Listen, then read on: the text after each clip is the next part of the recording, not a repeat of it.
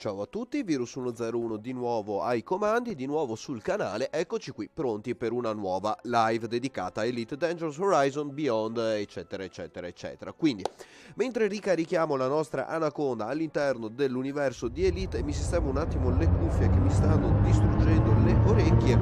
E cosa stiamo facendo in questo momento? Beh, in questo momento molto semplicemente stiamo andando nel sistema di Maya. Ecco qui quello che mi manca da percorrere. Sono riuscito a fare un breve tratto prima e adesso mi mancano solo 105 light years, quindi l'ultimo terzo del viaggio. Erano 330 quando sono partito, e andiamo a incontrare il nostro amico Ciccio Professor Palin. Ultimo step delle ingegnerizzazioni della nave, perché ho potenziato Sea Thruster, ma mi manca un effetto secondario, quindi vado fino a Maya, vado a trovarmi il mio amico Professor Palin e vado a completare l'ultimo update che posso fare alla nave. Quindi oggi più o meno facciamo così.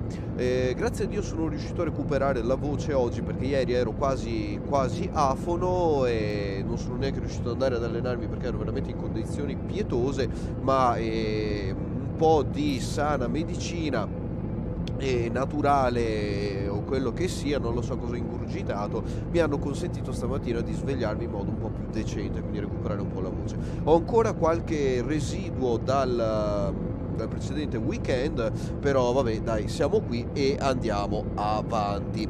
E prima di iniziare però volevo subito presentare una delle cartoline che mi sono pervenute ultimamente. E di che cartolina stiamo parlando? Beh, sto andando a recuperarla in questo preciso istante e momento, sempre se riesco a recuperare la cartella. Allora scusate un secondo che la sto recuperando in questo istante. Perfetto, eccola qui. Allora, oppala qua, andiamo a vederla. No, ho sbagliato. Questo, eccolo qui. Da comandante Astinius abbiamo una bellissima foto del sistema scusate, Bravo LLL. Mamma mia, che lapsus, un attimo che mi cerco. Alfabeto nato.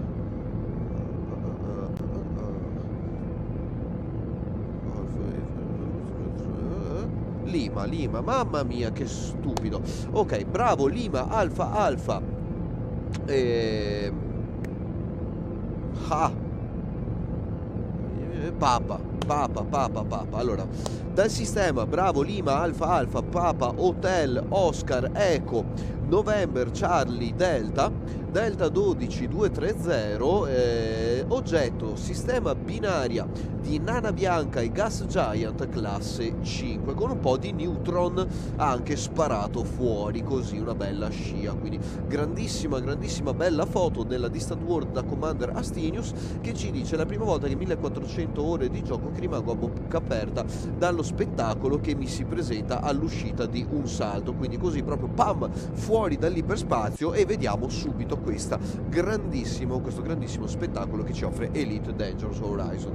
Come dico sempre, come al solito vi ricordo, se volete mandare gli screenshot delle vostre avventure nello spazio di Elite, unitevi al canale Discord. C'è un apposito sottocanale nel server Discord di Virus 101, dove poter postare tutti i vostri screenshot. Questa settimana purtroppo solo uno, ma vabbè, non importa, dai. Speriamo che per la prossima ce ne sia qualcuno in più da far vedere, anche perché se volete condividere un po' con il resto del mondo i vostri viaggi, questo può essere un modo per farlo, e anche per farci due chiacchiere. Quindi ringrazio come sempre tantissimo i ragazzi della Distant World che mi mandano i loro screenshot.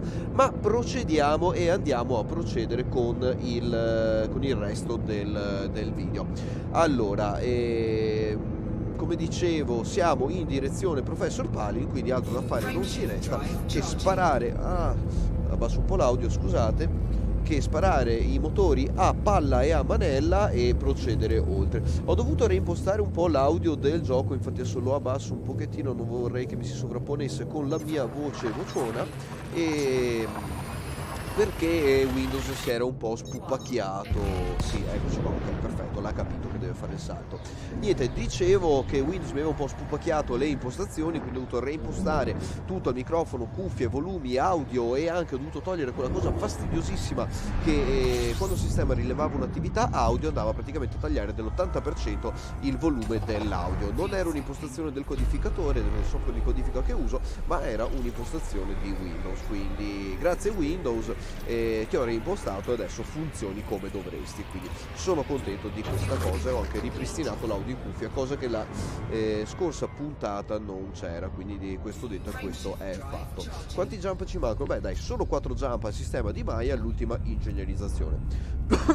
Ecco qui che la gola si fa sentire. Non vedremo tantissimo oltre questa cosa, se non proprio magari andiamo a cercare di fare un ciao ciao a qualche carciofone verde che si aggira per l'universo, e quindi dopo lo vediamo. Quindi andiamo a completare l'ultima ingegnerizzazione e procediamo oltre. Nei prossimi video, nelle prossime live cominciamo a vedere qualcosa di un po' più succoso e andiamo veramente a fare il test della nave, vedere come si comporta contro i Thargoid. La nave penso si comporterà anche bene, e il pilota di cui dubito molto, quindi non lo so, ci farò 2 o 3 parole e vediamo insomma di portare a casa la pellaccia andando a combattere i Thargoidoni. IP 19, scusate, Oscar India Papa, 3 jump a Maya e andiamo. Lo imparerò bene prima o poi l'alfabeto nato, non lo so, quindi non importa, dai. La pratica rende perfetti, come dicevano gli antichi saggi, e noi procediamo oltre. Unitamente, oltre a tutti quanti i vari discorsi che si possono fare, vi avviso che sto preparandomi anche un po' per Elder Scrolls Online. Purtroppo sto notando degli enormi e difficoltosi problemi con gli update. È uscito un mega update anche l'altro giorno con launcher che si frizzava, come un problema ormai ben noto a chi gioca a Elder Scrolls Online. Ho scoperto che disinstallando e lanciando un repair, procedura che mi ha portato via quasi tutta la notte con un'altra botta da 50 giga in download, sono riuscito ad ovviare al problema di freeze. Consiglio mio: riavviate il computer, lanciate il launcher se deve aggiornare senza Chrome o altri software prefatti, perché potrebbe essere un problema. Nel frattempo saluto Andrea. Ciao Andrea, benvenuto, ben entrato nella live. Vedete, un attimo di distrazione e momenti mi friggo la nave. Perché? Perché con questa configurazione la nave scalda parecchio, non ci sono ancora abituato. Cosa ho fritto? Ho fritto un po' gli shield boosters, il cargo hatch, ma chi se ne frega. Point defense, beh vabbè dai, dovremo riparare qualcosina dopo un po' più avanti. Quindi attenzione alle temperature, soprattutto quando avete navi ingegnerizzate e portate un po' all'estremo come in questo caso. Quindi eccoci qua, rinnovo i miei saluti ad Andrea, benvenuto, ed eccoci qua. Giusto per ricapitolare, sto andando verso Maya da Professor Palin a vedere cosa riesce ad ingegnerizzarmi su questa nave. No, beh, scherzo, devo solo fare un ultimissimo update ai thruster, che dovranno diventare drag drives, sul nome tutto un programma, e niente, quello che dovranno fare sarà spingere ulteriormente la nave a livello di velocità, manovrabilità, al costo di riscaldamento, e sul riscaldamento perdita di integrità e altre cose che potrebbero essere utili in un combattimento contro i Thargoid, però noi siamo ignoranti e non ci interessa. 83% di temperatura, ma va bene. Come dicevano gli antichi saggi, il coleottero scientificamente non potrebbe volare, ma lui è ignorante, non lo sa, se ne sbatte i maroni e vola lo stesso. Almeno credo, vorrei dire boiate, giusto così per passare un po' il tempo. Speravo veramente di poter riuscire ad andare in battaglia già questa sera, ma mi sa che vedremo invece velocemente appunto qualche schermaglia. Mamma mia, eccoci qua. Il jump a Maya è sempre spettacolare, con questa mega stella azzurra che ci si presenta davanti ecco qua, al muso dell'astronave. Vedete ancora qualche residuo di tosse. Grazie Andrea che mi confermi per il volume. Procedo subito ad abbassarlo. a volumi più umani. Ecco qua, devo ricordarmi di tenerlo sotto il 50% del volume totale, se no sì, non mi si sente, scusate. Eccoci qua, grazie per il feedback, è davvero davvero sempre utilissimo. Io non mi sento dall'altra parte, per cui non so se. Comunque eccoci qua nelle Pleiadi, nel sistema di Maya, con questa bellissima colorazione azzurrognola nebulosa delle Pleiadi che ci circonda. Andiamo verso il Palin Research Centre, almeno c'è scritto qua, Palin Research Centre, si pronuncia così, no? Boh, penso di sì. Comunque, eccoci qua, dito fuori dal grilletto, perché tanto non dobbiamo sparare a niente, dobbiamo solo fare una piccola scansione, quindi dito nel grilletto lanciamo la scansione, ma tanto l'ho già fatta e non mi frega niente. Respiro un attimo. Andiamo al Palin Research Centre e dopo vado a scaricare un po' di dati, perché ho una marea di dati astronomici che mi sono dimenticato di scaricare. Nel frammembro che ci avviciniamo al Palin Research Center andiamo a vedere anche un'altra cosa, una cosa che non stavo più, come dire, cacando o controllando, per dirla formalmente, è lo status dell'attività dei carciofoni e di cosa stanno combinando agli spazioporti in giro. Come vedete si sono infiltrati ben bene fin dentro la bolla, e quindi probabilmente non ci serve neanche più stare nelle Pleiadi per andare a battagliare con appunto questi cicciopanzi alieni che vogliono fare un attimo il mazzo a tarallo a noi comandanti. Quindi eccoci qua, vediamo qui, Asterope, a Maya non c'è attività, o almeno pare che non ci sia. Dovrei tirare fuori il FSS per vedere se trovo qualcosa qui intorno.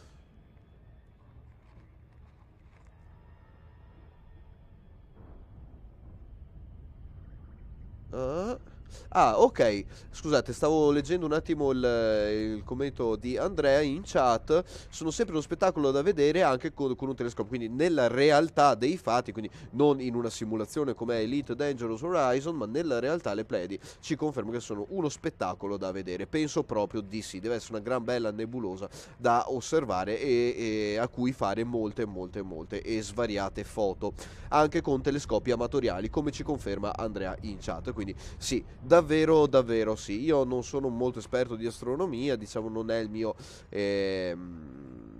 campo assolutamente, insomma mi sono sempre interessato molto da profano di spazio e ultima frontiera, eccetera eccetera, molto a livello fantascientifico e con qualche infarinatura di conoscenza generale a livello di astronomia effettiva e quindi insomma, se avete da integrare con le vostre conoscenze ben venga. Insomma, il canale nasce anche per quello, insomma, per portare un po' le nostre conoscenze, le nostre esperienze a livello di gioco, di conferme tra gioco e realtà e anche altri discorsi, insomma, perché no, ci sta.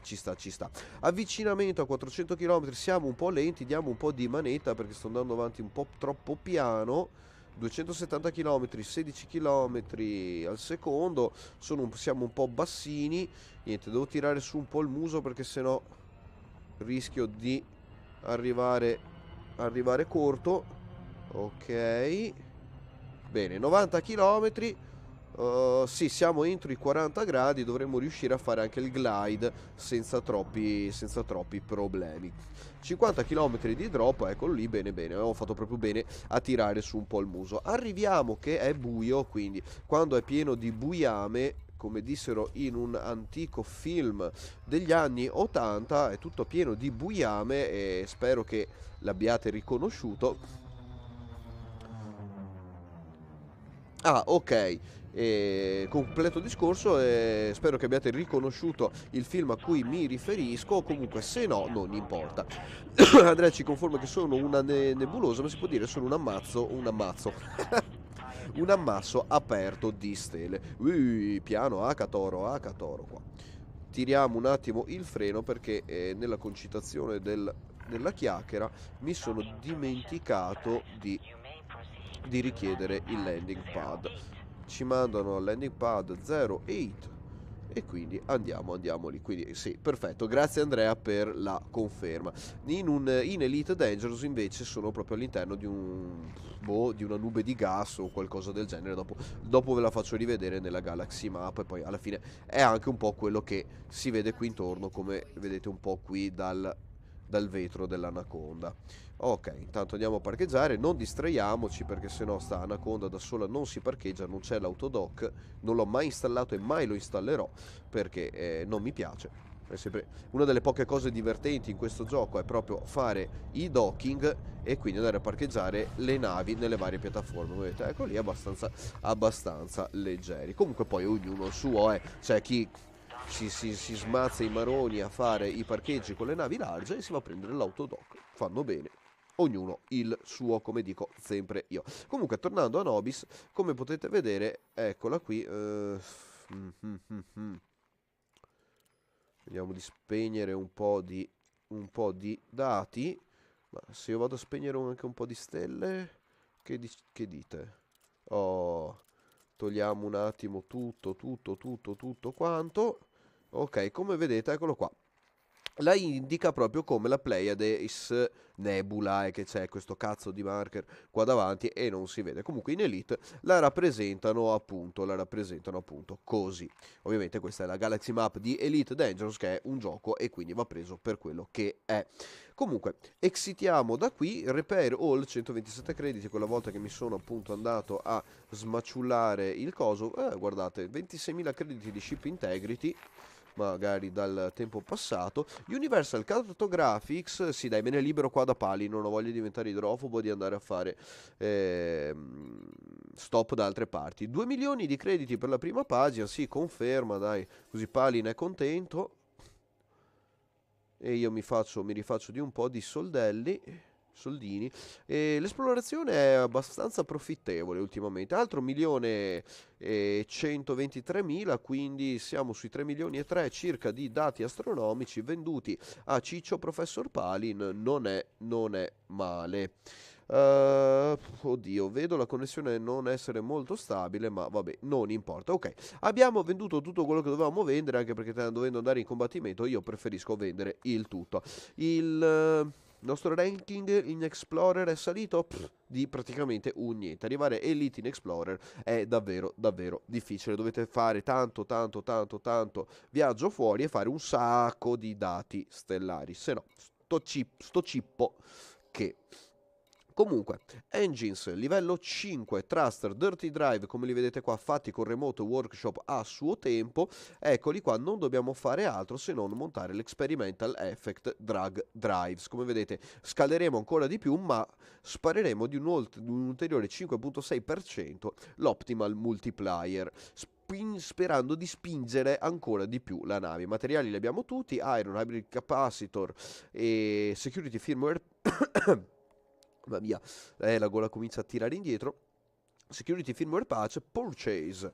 Ecco, boh, fatta, basta, non dobbiamo fare altro. A questo punto abbiamo finito praticamente tutto. Andiamo a cercare un sistema per andare a fare almeno un salutino al primo carciofo che ci capita sotto mano, visto che siamo stati così impegnati a fare questa cosa. Qui vedo attività Targoid, deve esserci uno starport in status di repairing, quindi questo lo stanno riparando. Beh, vabbè, è vicino, andiamo a vedere. Ok, dai. Tanto tuk launch. Facciamo una cosa proprio veloce. Troviamo una signal source non human e vediamo cosa succede. Andiamo proprio veloci. Come dicevo, questa sera sarà una live abbastanza corta, anche in primo perché è molto tardi, e mi scuso di questa cosa, ma oggi è stata veramente una giornatona davvero impegnativa, lavorativamente anche parlando. Tante rogne da risolvere. Mi basso un po' l'audio in cuffia e via.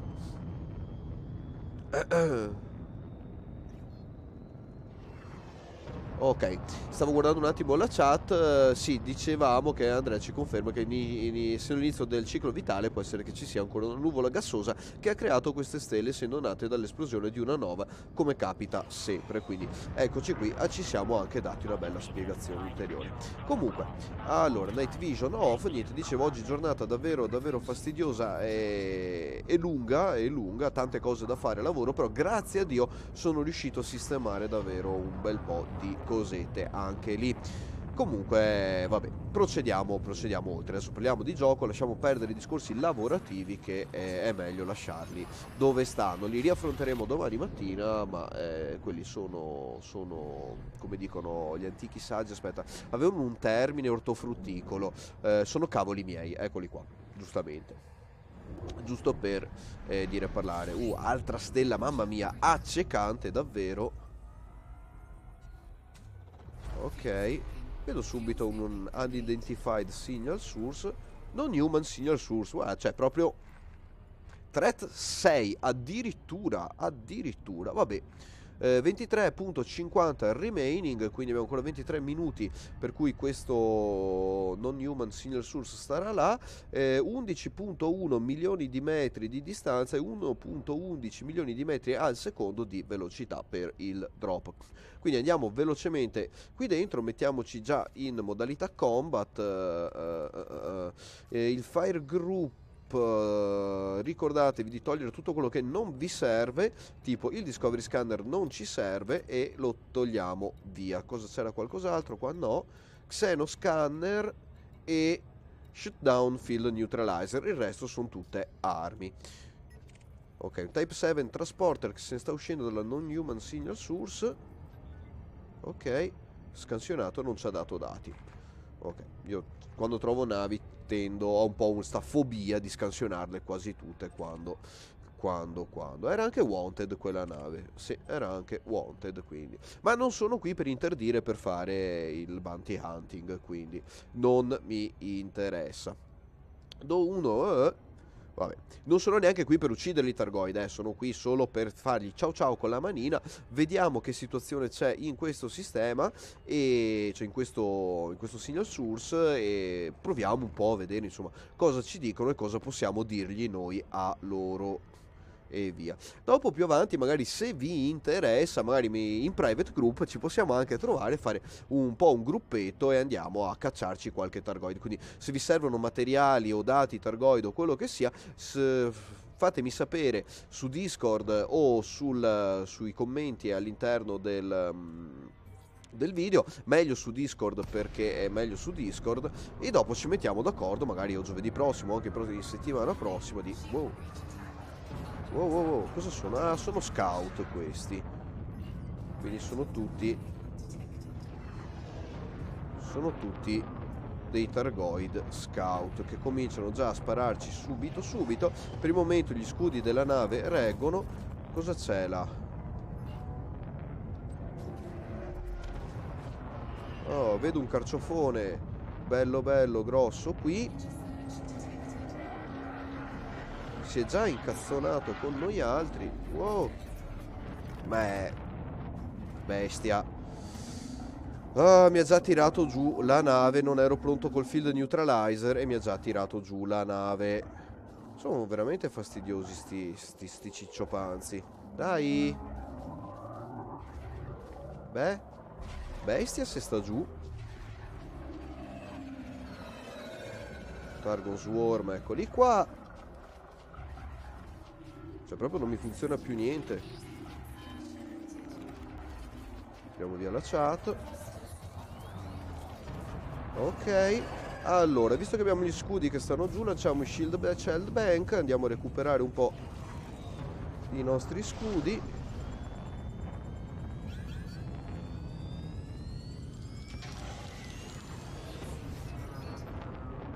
Ok. Vabbè, direi che abbiamo retto abbastanza decentemente, 95%, considerando che ci hanno proprio... Ehi là ragazzi, che ci hanno proprio sderenato un pochettino. Come vedete questi Targoid sono abbastanza fastidiosi. Butto un altro shield shell bank.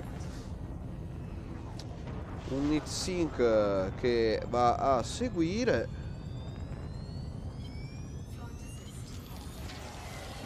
Ok, Targon Swarm.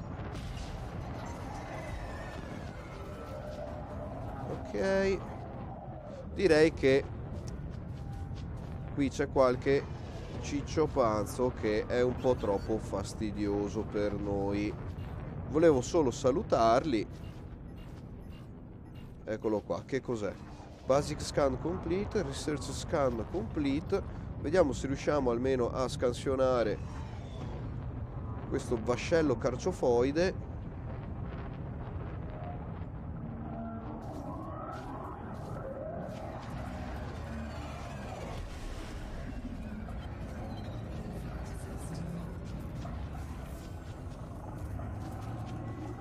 Se uno scanner out of range, devo andargli proprio veramente vicino vicino per scansionarlo. No. È anche abbastanza fastidioso sto ciccio panzo grosso. Sì, infatti, volevo anche dirgli why can't we be friend, why can't we be friend. Non mi sembra un basilisk, mi sembra qualcosa di molto più grosso sta cosa qua. Magari un medusa o qualcosa del genere. Devo ancora fare abbastanza pratica per riconoscerli a vista. Però posso fare un po' di pratica con questi. Eccoli qua. Ok, intanto mi alleno un attimino con questi. Eccolo qua, Targon Swarm decimato.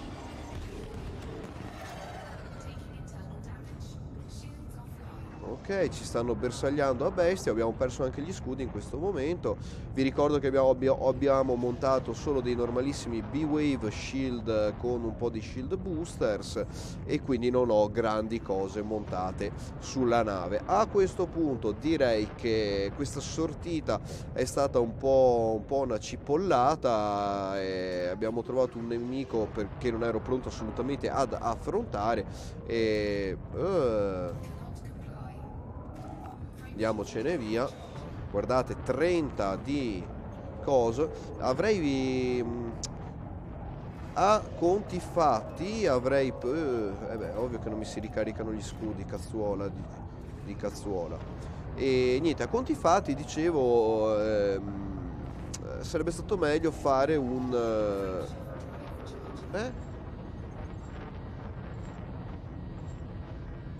heatsink low power. Cosa cazzo è che mi stava smagnando fuori tutta la potenza della nave? Spegniamo.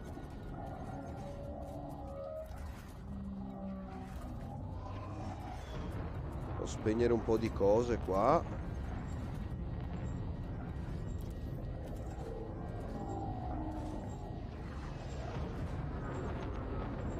Heatsink low power. Ma perché? Via sta roba.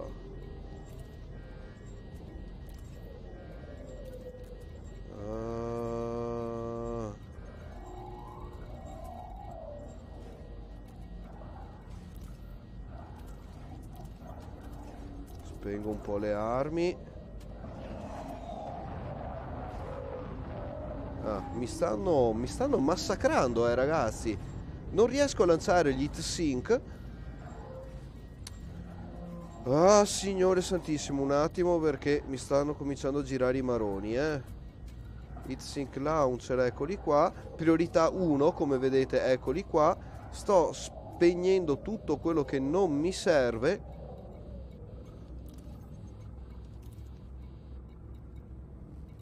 Ok, la temperatura è rientrata a valori normali.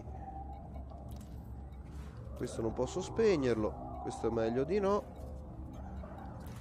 Questo non posso spegnerlo. Questi li ho spenti tutti.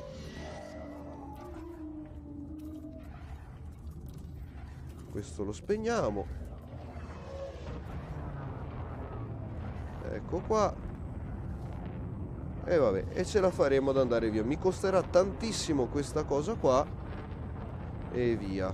E per dire no, se punto un sistema, ora che lancio il frame shift è un disastro, quindi là. Non capisco davvero, devo ricontrollare che cazzo è successo sui moduli della nave, perché devo veramente ricontrollare. Cioè guardate, a 350 erotti di velocità questi cicciopanzi del Targon Swarm ci seguono ancora. Quindi mamma mia che fatica, che fatica. Ero andato lì solo per fare un salto e vedere, mi sono trovato un nemico un po' fuori dalla mia portata, anche perché come dicevo prima sono assolutamente inesperto nella caccia al Targoid e sinceramente cominciare con un cicciopanzo così forse per la prossima volta mi serva di lezione. Se vedo un threat 6 lascia stare, devo fare estremamente più esperienza e forse anche regolare un po' l'outfitting della nave. Diciamo che essendo stato praticamente un pungible umano lì con quel Targoid là, la nave secondo me ha retto anche abbastanza bene. Devo fare un po' di esperienza in più nella gestione di queste cose, ok? Perché non capisco proprio perché non mi lanciava quei cosi lì. Comunque vabbè, riattiviamo un po' di cose qua dentro. Ok, avevo anche già impostato un po' le varie priorità o no? Ah no, ecco, questo è stato distrutto come vedete allo 0%. Vabbè, è un 2D, questo non l'ho ingegnerizzato, ma è solo un 2D, quindi chi se ne fotte. Forse sarà meglio andare a fare anche quello magari in un futuro. Però come vedete, ecco qui, mi sono dimenticato di mettere per esempio queste cose qui. Quindi altra cosa positiva di questa sortita è cominciare a gestire un po' queste cose, tipo gli shield shell bank sul 2, gli shield boosters sì, stanno bene su 2, questi li mettiamo su 3, e quindi cominciare a capire un attimo come impostare meglio tutte le priorità dei... Ecco qua, le railgun possono stare sia su 2 che su 3. Non mi interessa, tanto sono armi che non mi interessano. Invece i remote release flak sì, mi servono. Power distributor 1 assolutamente. Frame shift drive 1 assolutamente. Fuel scoop assolutamente a 3 non mi interessa in battaglia. Sì, per confermare ad Andrea, sì, davvero non mi aspettavo il blocco della nave così subito di pacca, è stata proprio una bella infioppettata col sabbione e schegge di vetro senza la vasellina, giusto per dire, quella proprio non me l'aspettavo. Quel Targoid là mi ha aggrato subito così proprio senza neanche chiedermi il permesso, mi ha preso proprio veramente di in contropiede. Stavo ancora cercando di fare un po' mente locale lì dentro, ma anche questo fa esperienza, insomma. Se mai si prova, mai si riuscirà. Anche chi fa i super video delle cacce al Targoid da qualche parte saranno pure partiti, avranno pure iniziato anche loro con i loro successi e le loro disfatte. Tanto vale per loro, tanto vale per me, tanto vale per tutti. Magari io subirò più disfatte perché sono un cialtrone, ma vabbè, non importa. Alla fine, comunque dai, la pellaccia l'abbiamo portata a casa, mi costerà un bel po' questa cosa, ma vabbè. Ma vabbè, non importa. Adesso ci dirigiamo a Ciliene Orbital, andiamo a riparare la nave sempre se mi consentono di farlo. Poteva andare decisamente peggio, potevano spaccarmi i propulsori. Una volta che ti spaccano i propulsori è la fine, siamo finiti quando sei in balia di un Targoid così agguerrito, quindi lì. Considerate che questi carciofoni sono davvero i mostri endgame, sono quasi i boss di fine livello, quindi andare in solo è abbastanza difficile e complesso. Si può fare anche con delle navi medium, hit and run e via. Attenzione a quelli un po' più grossi. Per passare alla chat, ciao Giampiero, buonasera, benvenuto. Allora rallentiamo un attimo qui se no mi perdo. Ah, ok. Sì, Giampiero, era una cosa che avevo pensato di fare. Quindi, consiglio mio, cioè, consiglio mio, richiesta mia personale da me, Se avete dubbi e domande, passate un attimo sul canale Discord, ci sono io, c'è il comandante Astinius e molti altri comandanti che saranno in grado di fugare i vostri dubbi. Un bel video sulle basi di gioco, ne avevamo parlato in precedenza, quindi molto probabilmente lo riaffronteremo più avanti. Se mi fate delle domande specifiche, avete degli argomenti sui quali avete dei dubbi, fatemi pure sapere, che così andiamo un po' più in topic senza stare sempre un po' più nel generico. Considera che io non sono sto top player di Elite Dangerous Horizon, ci sono giocatori che sono molto più ferrati di me su molte cose, quindi se il giorno in cui andremo ad affrontare questa cosa possiamo farla un po' tutti assieme. Io mi metto ai comandi, voi mi fate le domande e ci buttiamo in argomento, e qualora dovesse esserci collegato qualche comandante più esperto di me, ce ne sono sicuramente molti, interveniamo un po' tutti e ci chiarifichiamo un po' tutti i dubbi, come facciamo col burro in padella. Scusate questo riferimento culinario, così sparato lì, giusto per integrare un po' il discorso. Ragazzi, chiedo scusa, la gola mi sta davvero abbandonando in questo momento, e vado a parcheggiare e dopo vado a chiudere, perché veramente non penso di riuscire a interagire ulteriormente. Andiamo su questo starport in fase di riparazione, e in questo sistema in cui i Thargoid ormai mi sa che la stanno facendo da padroni. Guardate, unidentified signal source, cosa abbiamo qua? Degraded emission. Qui cosa abbiamo? Non human signal source, eccolo qua, threat 6 addirittura, quindi molto probabilmente una cosa molto simile a prima. E qua siamo anche molto più vicini allo starport, threat 4, quindi qualcosa di un po' più piccolo. Guardate che disastro qui, mamma mia. Non human, 7 addirittura, pazzesco. Li hanno potenziati, threat 5 qui.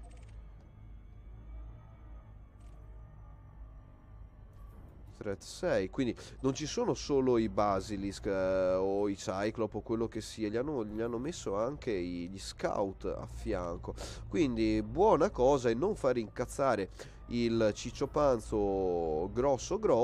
Guardate che roba, pazzesco, è pieno, è un'infestazione, ragazzi, bisogna che vi muovete, qua i Thargoid stanno veramente conquistando tutto. Ok, quindi c'è anche la Axi, nel caso Anti-Xeno Initiative, pronta ad accogliervi se volete andare a fare la caccia al Thargoid. Mamma mia, davvero questo starport è, mamma mia, è sotto assedio proprio. Spero solo che mi possa recuperare la nave.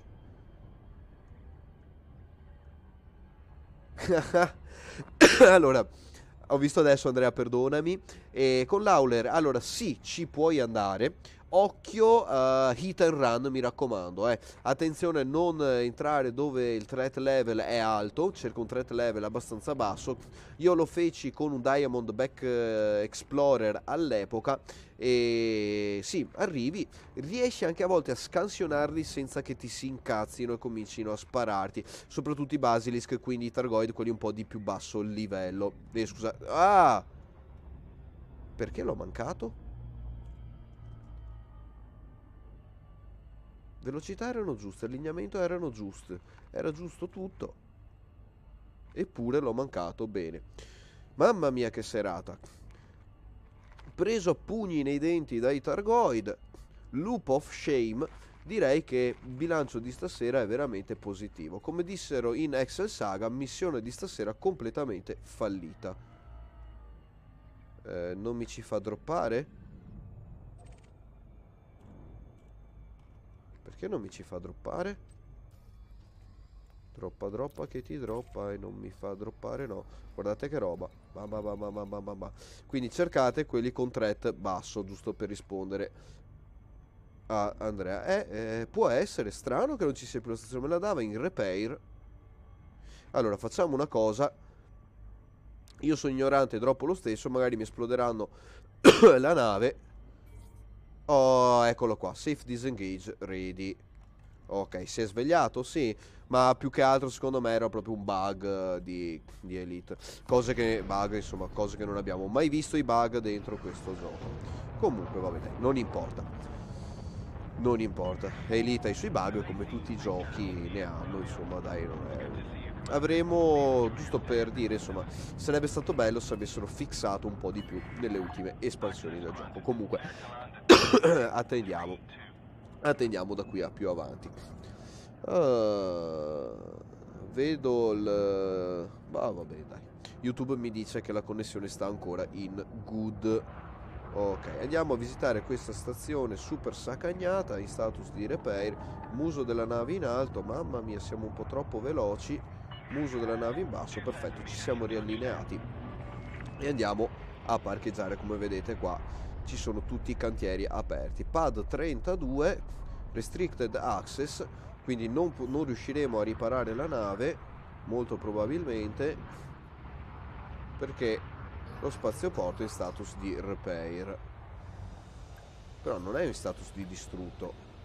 Vabbè, vediamo cosa ci consentono di fare. Nel caso torniamo indietro a Maya e vado a ripararmi la nave dove sia. Come vedete anche dall'ologrammino è esploso anche l'anello intorno là in fondo.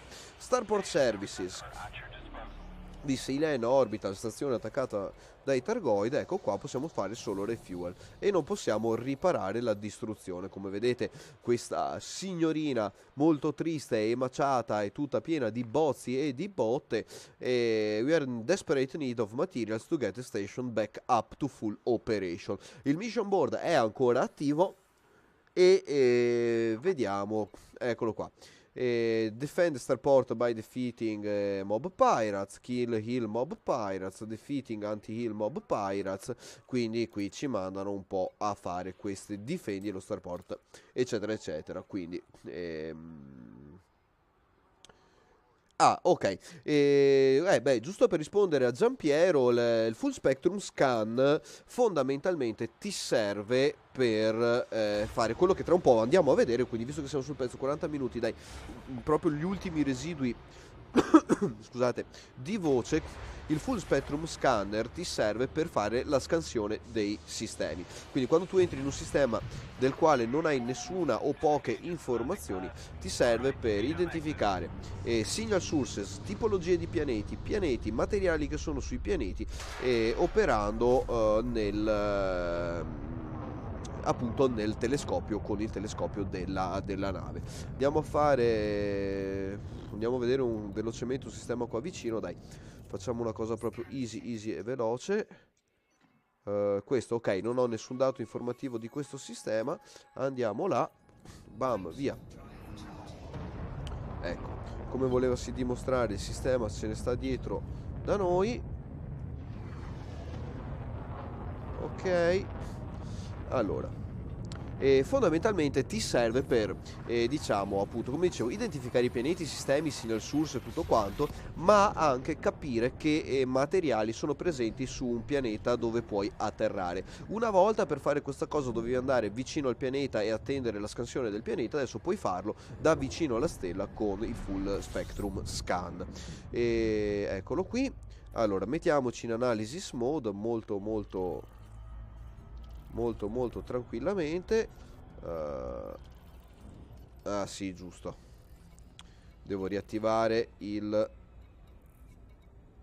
Discovery Scanner, eccolo qua, selezionarlo, perfetto. Ok, adesso cosa andiamo a fare? Abilitiamo il Full Spectrum Scan e da qui andiamo a fare le scansioni che ci interessano. Allora, qui muoviamo un attimo la visione, eccetera eccetera. Facendo il fine tune qui sotto, come vedi in basso a destra, possiamo agganciare determinate frequenze al fine di identificare solo determinati tipi di pianeta. Per esempio, voglio cercare Earth-like worlds, come vedi sono segnati in basso a destra con quel pallino verde, e comincio a fare la ricerca. A un certo punto, come vedi, appaiono questi indicatori che mi guidano, ok, fino al punto di dove potrei trovare qualcosa di questo tipo. Qui non c'è niente, quindi come vedi non sto trovando assolutamente nulla. Quello che trovo invece in questo momento, vedo dei transient signal sources. Come vedi ho le freccine che mi guidano. Ok, devo fare un fine tune migliore, eccolo qui, come vedi adesso, transit signal source, ho agganciato i vari segnali, devo fare un fine tune migliore, ed eccolo qui. E qui mi vedo per esempio tutti i signal source che sono disponibili, non human signal source, non human degraded, encoded, emission, data e tutto quello che poi sono parecchie. E dopo le transient signal source abbiamo le concentrated signal source, come vedi non abbiamo quasi niente, abbiamo un asteroid cluster qua e un icy body qui da qualche parte. Eccolo qui, come vedi ce lo segnala qui. Come vedi anche qui sotto c'è quella piccola onda sul coso. Ok, ci guida, eccolo qui, dovrebbe essere qui una bel icy body e andiamo a trovarlo. Eccolo qua, come vedi object type icy body. In alto a destra, come vedi, ti dice che risorse sono disponibili per questo pianeta. Se dopo hai anche il surface scan, ti avvicini, lanci le sonde, fai la mappatura completa del pianeta e hai qualche informazione aggiuntiva di quello che puoi trovare sulla superficie di questo pianeta. Se noi andiamo a vedere, per esempio, adesso abbiamo dei gas giants, ce li segnala, guarda, fatalità, ce n'è uno anche qui vicino, pam, eccolo qui, gas giant with water based life. Ed ecco qui il nostro gas giant trovato. Poi qui vediamo altri segnali, come vedi ci vengono fuori i pallini e i cerchietti. Ecco, qui dovrebbe esserci un altro gas giant qua da qualche parte. Vediamo di mirarlo meglio, eccolo qui. Ed eccolo qui un altro. Quindi fondamentalmente full spectrum scan ci serve per questa cosa, quindi scansionare i sistemi, ottenere i dati stellari e dopo andare a rivenderli negli spazioporti in cui vogliamo andare a fare dei soldi o quello che sia. Andiamo via da questo sistema maledetto, me ne torno a Maya, ok, che non vedo attività targoide, o almeno non vedo spazioporti devastati là dentro. Vado a leccarmi le ferite qui dentro usando un termine di questo tipo. Ok, vado proprio a aggiustare la nave. Ah, bene. Perché?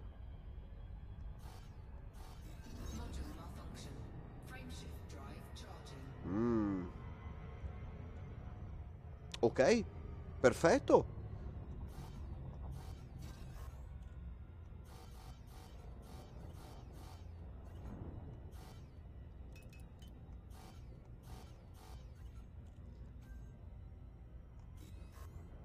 Eccolo qua. Mamma mia, ragazzi, attimo di vero panico, sinceramente. Attimo davvero di panico. FSD mezzo morto. E molto probabilmente sarebbe stato un problema, un problema. Devo dire che mi hanno saccagnato di brutto brutto quei maledetti carciofi maledetti, quindi... Sì, sì Andrea, assolutamente, sto andando a riparare la nave. Avevo selezionato l'altro sistema, cioè stavo cercando di andare a ripararla nel sistema dove ero lì, ma purtroppo lo spazioporto che avevo scelto al cui avevo scelto di andare era in status di repair e non poteva ripararmi la nave. Quindi in direzione di Obsidian Orbital, dove andrò a riparare la nave adesso, andremo a vedere quanto cazzuola mi costa e vabbè, ormai è andata così. Ovviamente i primi test servono proprio per rendersi conto di tante varie cose, come gestire tutte queste cose nuove che non avevo mai affrontato prima. Affrontare i Targoid non è così semplice, bisogna fare un po' di esperienza e capacitarsi anche di quello che sia. Scusate, B-Wave Shield Generator, Shield Booster, Railgun, Remote Frame Shift Drive, eccolo qua. Ecco, come vedete me l'hanno saccagnato fino al 68%, nonostante lo scafo della nave e i Module Reinforcement Package. Se non avessi avuto quelli, mi sa che adesso non sarei qui a discutere tranquillamente con voi a discapito di un po' di soldi che devo buttare via per riparare la nave. Comunque, ecco qua.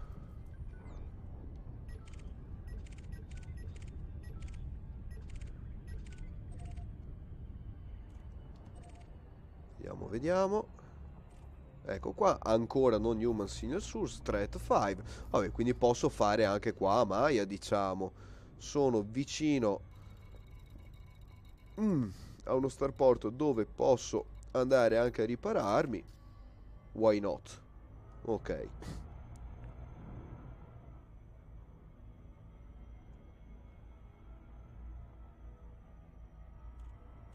Ah, ok. Quando ti dice, stavo leggendo un attimo la chat per chi stesse seguendo, e per rispondere a Zampiero, allora quando tu fai la scansione col Discovery, col Surface Scanner, quello nuovo con tutte le sondine, in alto ti dice i segnali che vengono rilevati sul pianeta, quindi segnali umani sono tipicamente basi, crash site e cose del genere. I segnali non umani possono essere anche ovviamente basi aliene, basi Guardian, segnali di tipo posti da andare a vedere, quindi geological cose geologiche o altri magari punti di interesse che puoi trovare all'interno, scusa, sulla superficie del pianeta. Quindi se stai facendo esplorazione serve per andare a vedere delle cose interessanti. Se stai cercando magari delle basi umane o quello che sia, ti aiuta per identificare più velocemente le location dove andare a trovare quello che ti serve. E cosa ci fai? Guarda, ti faccio un esempio: se devi andare a Dove's Hope per recuperare materiali, quella tecnica è molto comoda per identificare la base mentre sei ancora in navigazione orbitale o comunque nello spazio. E una volta non c'era questa cosa, ci dovevamo basare completamente sulle coordinate planetarie che trovavamo, e la cosa non era molto semplice, ci si perdeva sopra davvero una valanga e mezza di tempo. Comunque così, giusto per integrare. Poi se qualcuno vuole integrare la mia risposta fornendo ulteriori informazioni, ben venga. Io quei sistemi lì li uso per questo motivo e faccio affidamento per ottenere e gestire questi dati e queste cose. Guardate la stella di Maya quanto è luminosa. Con il nuovo sistema di illuminazione di Elite Dangerous forse anche troppo. È tutto veramente molto sovraesposto e non lo so. Allora, pad 9, eccolo qui, quindi pad subito sotto l'ingresso. Andiamo a parcheggiare velocemente questa nave. Scusate, veramente la gola. Devo andare a prendere un po' di sciroppo, qualcosa del genere, magari un po' di miele con la grappa, così ho un po' di scusa per andare a bermi anche un bel grappino tra un po'. Ecco qua, entriamo nell'hangar, facciamo i bravi capitani, entriamo dentro, faccio state at war e cose. Allora, guardate quanto ci è costato questo scherzo: 323.000 di riparazioni generali, vabbè, restock ininfluente, e beh dai, ship integrity, beh, ha resistito bene, dai. C'è costicchiato un po' questo intervento. Pensavo molto peggio, devo dire, quindi non importa, non va ad intaccare le mie finanze questa sortita qui. Ecco qui.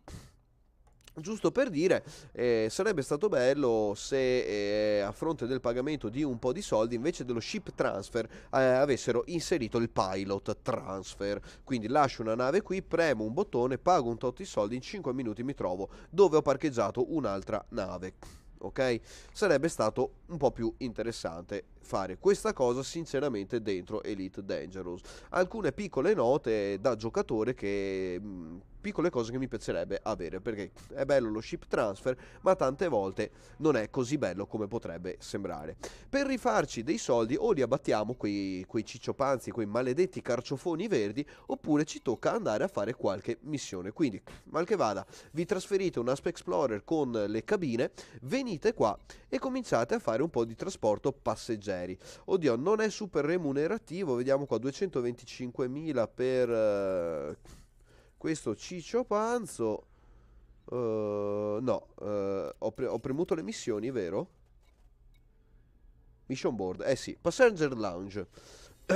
Sì, il teletrasporto, però solo dove ho lasciato delle navi, quindi magari mi lascio una nave qua, una nave là, cioè un po' di comodità, dai, per alcune cose. Oppure magari posso selezionare un massimo di 2-3 sistemi dove jumpare, uno o due, giusto per darci un po' di velocità in più e non perdere 20 minuti, mezz'ora, un'ora ogni volta a spostarci da di qua a di là. Comunque, tornando a noi, come vedete qua, 900 di qua, proprio la prima che mi capita sotto mano. Transport Anna Wise, quando saremo friendly a Maya. Forse era meglio se li vendevo qui, dati cartografici. Comunque, Transport Anna Wise 918.000 per spostarla un economy da 6 passeggeri per 253 LS con un Asp Explorer. Questa cosa la fate in 20 minuti neanche, quindi davvero davvero poco. 18 milioni invece se volete fare qualcosa di un po' più succoso, 11.000 light years, però ovviamente. Ecco qua, 3 milioni, ecco qua, che possono coprire bene delle spese di combattimento ai Targoid. Eccolo qua, 3 milioni reputation influence per solo 1741 light years, con un Asp Explorer che salta 70, 60, 70 light years a jump. Non è così esoso in termini di tempo fare questo, però vi richiede una prima classe. Comunque dopo, insomma, ve ne trovate voi, insomma, qui un po' di missioni che possono coprire eventuali rebuy della nave principale. Almeno così, secondo me. Diciamo che è meglio puntare ad abbatterli i carciofi e rifarci dei costi abbattendo i carciofi, anche secondo me. Però se i vostri crediti dovessero scendere oltre un limite accettabile, sapete che magari vi portate qui a Maya 2 navi, fate un po' di missioni e un po' di combattimento, un po' di missioni e un po' di caccia al carciofo. Quindi questo è cosa qui. Ok, procedere, controllo l'ultima chat. Ultimissima, che differenza tra ship integrity e riparazione normale? Allora, il repair normale cosa va a fare? Fondamentalmente va qui dentro e vi riporta tutto al 100%. Quindi vi riporta lo scafo al 100%, tutti i moduli al 100%, e giusto per dire, andiamo a vedere qui i dati della nave. Ecco qui, vi porta questa cosa, questa Armor Health, che sulla mia Anaconda è di ben 6385, e dopo le ingegnerizzazioni fatte ve la riporta al 100%. La Ship Integrity invece è un altro discorso. Ship Integrity, che troviamo solo qui dentro, anche qui Elite non è molto chiaro in questa cosa e molti giocatori inizialmente non lo considerano. Anch'io all'inizio feci fatica, che brutta parola, è proprio, feci fatica. Sì, però ci sta, dai, ci sta. Feci fatica a capire questa cosa qui, sono andato a recuperare un po' di informazioni, le ho trovate. Comunque, la Ship Integrity fondamentalmente è quanto è integra la vostra nave, tradotto proprio letteralmente. Pensate a una macchina a cui voi riparate la portiera, ma il telaio interno è tutto storto, pieno di bozzi coi bulloni che si stanno smollando. Quindi da fuori è perfetta, la vedete bella verniciata con tutte le portiere a posto, però al primo sasso comincia a cedere, quindi la portiera bellissima che è montata cade per terra. Quindi lo Ship Integrity, giusto per continuare sul paragone automobilistico, indica quanto la vostra nave è solida. Più basso è lo Ship Integrity, maggiori sono i danni che subite allo scafo e ai moduli quando siete in combattimento. Quindi attenzione allo Ship Integrity. A volte dite, cazzo, ma scusatemi il francesismo, come dicono, però vabbè dai, non ho detto nulla di strano. Diciamo, cazzuola, stavo combattendo e adesso mi tirano 2 colpi e ho la nave che praticamente lo scafo si distrugge in 2 nanosecondi, mentre prima con la stessa nave potevo reggere 5, 6, 10 colpi senza subire grossi danni allo scafo. Quindi che cosa? Fondamentalmente l'integrity della nave vuol dire questo, quindi mi raccomando fate attenzione, perché è una cosa che tante volte si ignora e non si vede, però c'è e vale parecchio. Dopo, se qualche altro comandante vuole integrare la mia spiegazione, ben venga, magari può fornire anche qualche link e qualche dato aggiuntivo, ma diciamo che in soldoni tenete lo ship integrity al 100% o il più alto possibile. Più basso è questo valore, maggiori saranno i danni che subirete quando siete in combattimento. Il paintwork, per rispondere ad Andrea, no. No, lo lascio allo 0%, non l'ho mai riparato la verniciatura della nave, perché? Perché secondo me sono dei ladri schifosi, i maledetti omini sottopagati delle stazioni che per 10 crediti, per la bellezza di 10 crediti, possono rifare tutto il paintwork, il paint job, chiamiamolo paintwork, dai, paint job no, mi suona male, di tutta una anaconda. Allora, siccome anch'io ogni tanto mi diletto in aerografie e cose varie, sì, molto poco, non grossa cosa, questi prezzi così bassi per riverniciare tutta una nave li trovo veramente brutti, veramente bassi, questi poveri schiavi sottopagati che devono verniciare tutta questa nave per 10 crediti, non è giusto. Quindi è un po' una mia ribellione contro questa lobby delle verniciature dentro Elite Dangerous, Horizon Beyond, bla bla bla. Pagate di più questi poveretti che ci riverniciano la nave. Io non gli darò soldi per non alimentare questo schiavismo dei verniciatori di Elite Dangerous. È detta così, dai. Sto ovviamente scherzando, è un po' di pigrizia per non premere quel bottone. E poi, dai, diciamo, la vernice bella rovinata fa bello vissuto, dai. Magari un giorno poi la ripareremo. Cosa ne dite? Non lo so. Va bene, dai. Allora, su questa anaconda, che vado anche a fare lo screenshot per la thumbnail del prossimo video, vi saluto. Urca, un'ora, alla fine non pensavo di stare così tanto online, dai, è ora di chiudere. La mia gola in questo momento è una grattugia, e sto davvero facendo fatica a procedere con i discorsi. Quindi, dopo aver visto anche questa cosa, questa conspiracy theory, questa teoria del cospirazionismo dentro Elite Dangerous riguardo agli schiavi che vi verniciano la nave, è ora di chiudere. Ragazzi, grazie a tutti per aver seguito questa live. Nella prossima vediamo di fare qualcosa di un po' più gustoso e goloso. Vediamo di riuscire a tirare giù almeno uno scout. Che dite? Dopo tutto questo lavoro, almeno tirar giù uno scout potrebbe essere una cosa buona. Ovviamente devo mettere alla frusta questa nave, devo fare i test sulle ingegnerizzazioni e devo prendere mano nei combattimenti che ho tralasciato per troppo tempo dentro Elite Dangerous, Horizon Beyond, bla bla bla, e ovviamente devo rifare pratica con tutta la gestione dei moduli, tutta la gestione della distribuzione della potenza. Come avete visto, sono arrivato lì proprio così alla fallo di Canide, e quindi così, insomma, ho preso un sacco di saccagnate, ma era giusto che succedesse così, e era giusto che facessi questa esperienza. Speriamo in un futuro migliore. Bam! Lasciamo lì questa cosa detta così. Ragazzi, Virus 101, con la voce che ormai va estinguendosi nella mia gola, vi saluta tutti calorosamente. Ci vediamo alla prossima live, probabilmente su Elder Scrolls Online. Spero di riuscire a farla tra sabato e lunedì o qualcosa del genere. Comunque avviso tutti in canale Discord. Vi ricordo di, come ormai fanno tutti gli youtuber, spargete il verbo di Virus 101 in giro a tutti gli amici, parenti, fratelli, cugini e quant'altro. Bottone subscribe sempre a disposizione lì sotto per le iscrizioni al canale, e il link a Discord nella descrizione del canale. Vi aspetto alla prossima, e nel caso per farci 4 chiacchiere anche all'interno del canale Discord. Virus 101 vi dà la buonanotte, e con ormai il consueto Transmission Out.